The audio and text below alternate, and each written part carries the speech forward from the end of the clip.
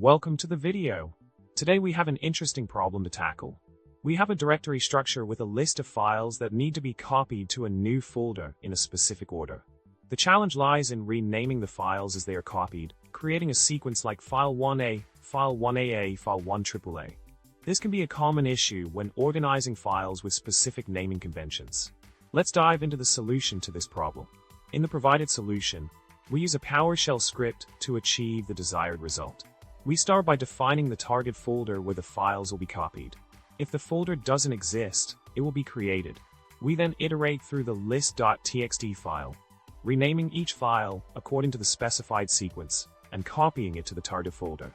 This ensures that the files are not only copied, but also renamed in the required order. This script streamlines the process and helps maintain file organization. Continuing with the solution, a simpler alternative is also provided for those who only wish to copy the files without renaming them. This script directly copies the files listed in list.txt to the target folder without any modifications to their names. This option is ideal for users who do not require the renaming functionality and just need a straightforward file transfer process.